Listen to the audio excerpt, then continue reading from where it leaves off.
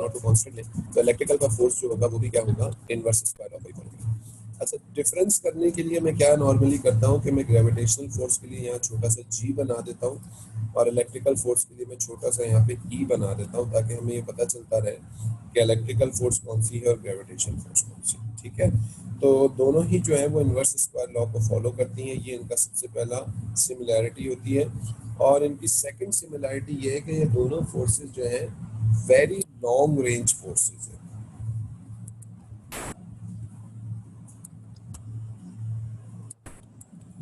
बहुत ही long range forces हैं, बहुत ही दूर तक काम करती हैं। और जीरो कहाँ पे होती हैं? ये इन्फिनिटी पे होती हैं।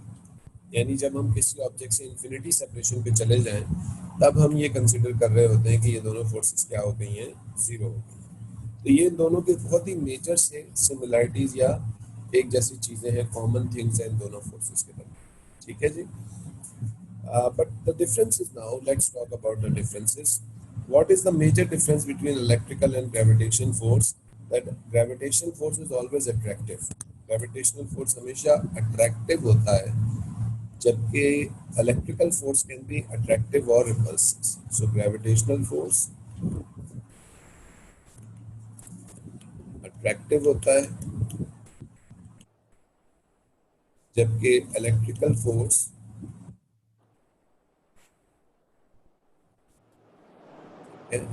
अट्रैक्टिव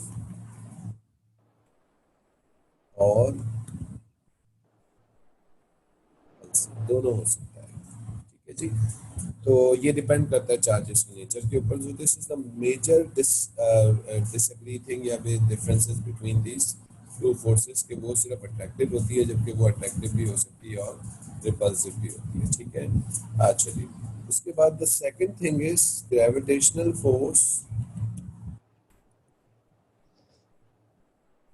does not depends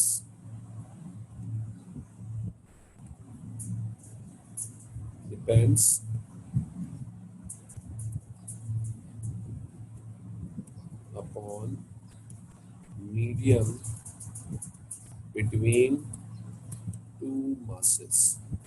ठीक है, तो टू मासेस के दरमियान में कोई भी मीडियम अगर आ जाए तो ग्रेविटेशनल फोर्स जो है वो उन दोनों मासेस के दरमियान में मीडियम के ऊपर डिपेंड नहीं करती है। ठीक है, it is independent of the medium. While electrical force, sorry यही पॉइंट कंटिन्यू होना चाहिए,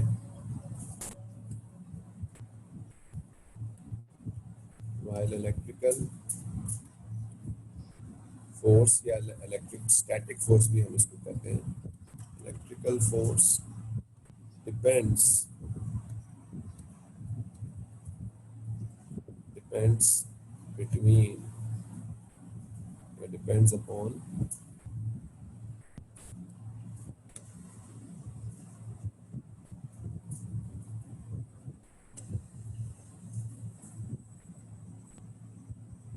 depends upon medium between two charges। तो ये medium between the two charges के ऊपर डिपेंड कर रही होती है। ठीक है सर, सो आई जी बोले। gravitation does not depend upon medium between two masses। सही। And gravitational force electrical force does not depend upon, does depend upon basically medium between two charges। ठीक है सर, आप TWO2 लिखना चाहते हैं TO? क्या कह रहे हो? ये TWO2 लिखना चाहते हैं या TO लिखना है? TWO2 होना चाहिए सर।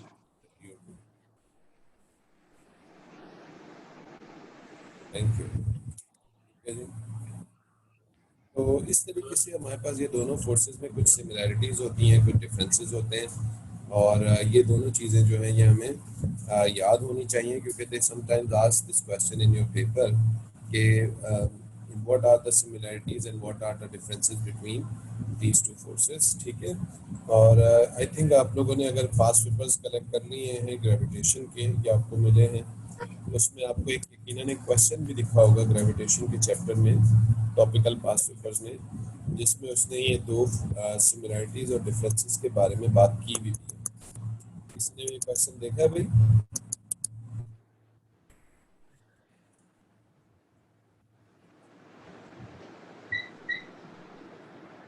जी,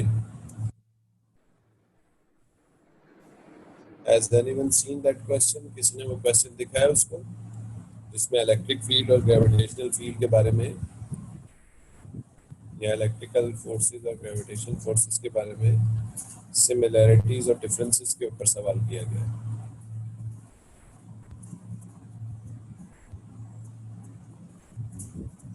हाँ भाई, आप लोगों ने पास पेपर्स नहीं लिए अभी तक? मैंने कुछ तो इलेक्ट्रॉनिकल कॉपी में भी आप लोगों को भेज दिए थे शायद।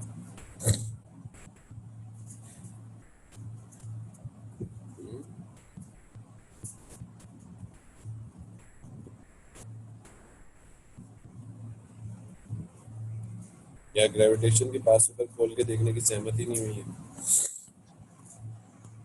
सब पास पेपर खोल के देखे थे लेकिन किए नहीं। अच्छा, मतलब सहमत नहीं हुई, सिंपल सी है ना। क्या बिजी चल रहे हैं आप लोग आजकल? बहुत ज्यादा बिजी चल रहे हैं आप लोग। सर एएस की तैयारी कर रहे हैं। अच्छा,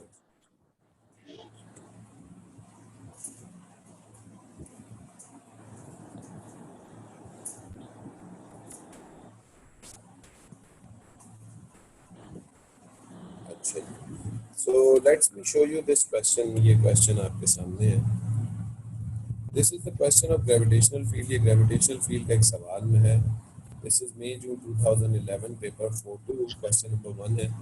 इस क्वेश्चन में वो सबसे पहले बोलता है state what is mean by field force.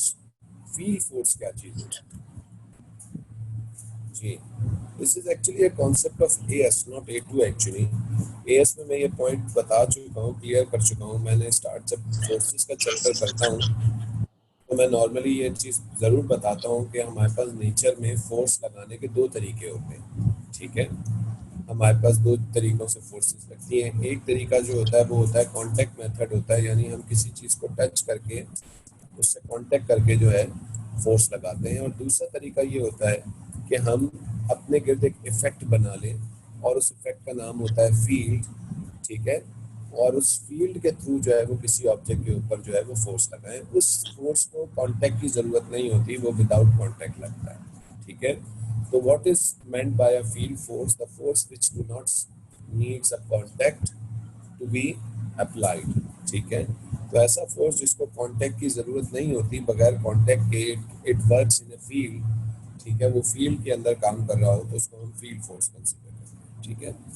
इसके बाद the second part of the question is gravitation and electrical fields are two examples of field forces. हमारे पास ग्रेविटेशन इलेक्ट्रिकल फील्ड्स होती हैं, ऑब्वियसली उनकी फील्ड फोर्सेस होती हैं। What similarities and difference between the electric, क्या डिफरेंसेस और electrical field में होते हैं? आपको एक सिमिलरिटी और एक डिफरेंस लिखना है, दैट्स इट। तो you can write any one of the similarity और डिफरेंस। आप एक कोई भी एक सिमिलरिटी जब electrical forces are and gravitation forces are following inverse square law, ये similarity आप लिख सकते हैं। difference is the electrical force and is always, this can be attractive or repulsive while gravitation is always attractive।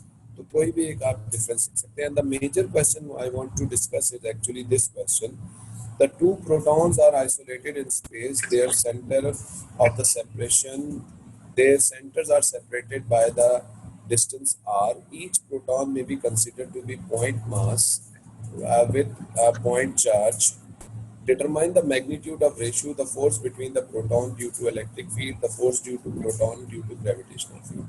तो electrical field और gravitational field का आपको जो फोर्स है, फोर्स एक्चुअली ग्रेविटेशन और इलेक्ट्रिकल फोर्स दोनों प्रोटॉन्स के दरमियान में निकालनी है। ये सवाल इसने यहाँ ख़त्म कर दिया, लेकिन अगर मैं होता तो मैं ये सवाल भी करता कि एक्सप्लेन दिस रेशियो। इस रेशियो का मतलब क्या है, या what you can conclude from this ratio. आप इस रेशियो से क्या कंक्लूड कर सकते हैं? So this I also ask, अगर मैं इसमें सवाल करता लाजमी तो। अच्छा जी, as I told you before कि हमारे पास A2 फिजिक्स में डेटा बुकलेट का बहुत बड़ा अमल दखल होता है। डेटा बुकलेट से बहुत सारी चीज़ें हमें मिलती हैं। सबसे पहली बात तो ये कि इलेक्ट्रिकल फोर्स बराबर होता है F electrical upon F gravitational हमें निकालना है। इलेक्ट्रिकल फोर्स बराबर होगा Q1 Q2 upon 4 pi epsilon naught R square, जिसमें आर को इसने कैपिटल आर से सॉरी कंसिडर किया तो मैं भी उसको कैपिटल ही कर देता हूँ, okay. And upon is gravitational force which is G m1 m2 upon R capital R square, ठीक है जी। तो ये इस तरीके से हमें इस फोर्स को फाइंड आउट करना है। Let me solve it a bit, थोड़ा सा मैं इसको सॉल्व कर दूं। अच्छा जी, दोनों प्रोटॉन्स हैं तो ये Q1 और Q2 सेम हो जाएगा, तो this will become Q square, ठीक है ना, क्योंकि दोनों बेसिस मल्टीप्लाई हो रही हैं यहाँ पे। ये मल्टीप्लाई हो रहा होगा तो एक्चुअली में basis are same, powers are added, तो ये Q स्क्वायर बराबर हो जाएगा 4 pi epsilon naught R square. ये एक्चुअली मैं electrical force upon gravitational force निकाल रहा हूँ एंड डिवाइडेड बाय G, और ये दोनों मासेस भी सेम होंगे क्योंकि दोनों प्रोटॉन्स हैं बिटवीन प्रोटॉन्स, तो ये भी हो जाएगा m square upon R square, ठीक है जी। ये डिवाइड हमारे पास है, और जब भी हम डिवाइड का सिंबल मल्टीप्लाई में चेंज करेंगे तो ऑब्वियसली ये दोनों वैल्यूज क्या हो जाएंगी, उलट जाएंगी, साइड इस साइड वाली वैल्यूज जो है। So this will become multiply by R square upon G m square. R और ये R कैंसिल आउट हो जाएगा, मतलब हमें R की रिक्वायरमेंट नहीं है ये रेशियो कैलकुलेट करने की। And the final thing we are getting is Q square upon 4 pi epsilon naught G m square. ये हमारा रेशियो बन रहा है इलेक्ट्रिकल और ग्रेविटेशनल फोर्स के लिए, ठीक है। Now the important thing is proton, in the data booklet they have given the mass and the charge of proton. आपको वो जो है वो प्रोटॉन का मास और चार्ज, ये दोनों ही चीज़ें जो है ये आपको डेटा बुकलेट में अवेलेबल होती हैं, ठीक है। और मैं आपको ये एक दिखाता भी हूँ डेटा बुकलेट, ठीक है। Just wait a second. जी, so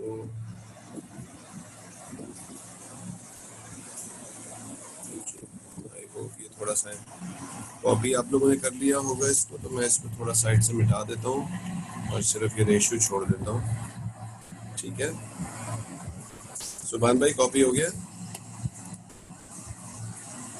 ji.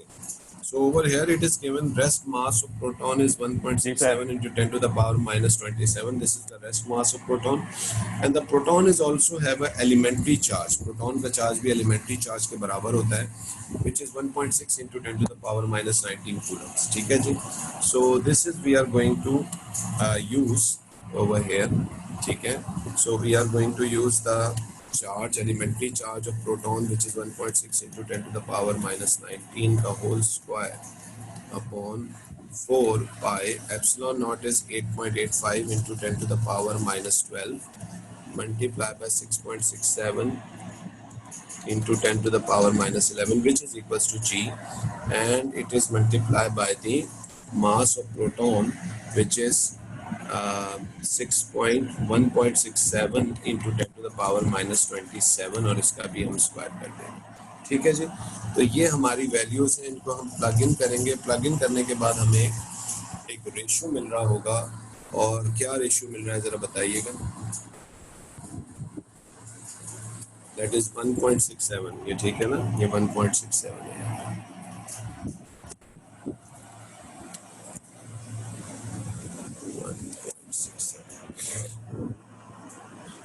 Ji, so what ratio you are getting?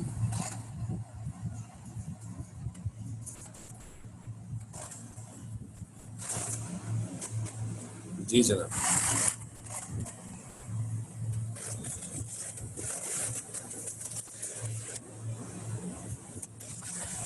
जी नेहा, ज़ैनब, तैयब, क्या रेशियो आ रहा है भाई? समीम, इकराम, Muzammil, Zaid,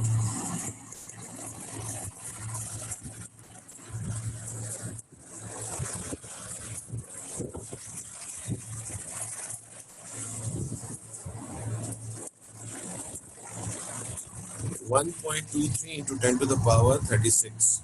I think it's right. 1.24. 1.237 into 10 to the power of 36. अच्छा, ठीक है, सही है. So this is your ratio, which is 1.24 into 10 to the power 36 upon 1. Actually, this is the ratio. ठीक है. If you make it to one significant figure, अगर आप इसको one significant figure पे दो, तो this is 1 into 10 to the power 36 divided by 1. ठीक है जी. So what you can comment about this ratio? Final answer आपका पेपर के हिसाब से कंप्लीट हो गया है. ठीक है, this is the answer. ये हो गया, ठीक है. But if you are watching this ratio, what comes to your mind? What is actually happening over here? क्या आपका दिमाग कह रहा है कि ये है क्या? What does this mean? जी, अट्रैक्शन हो रही है सब प्रोटॉन्स में.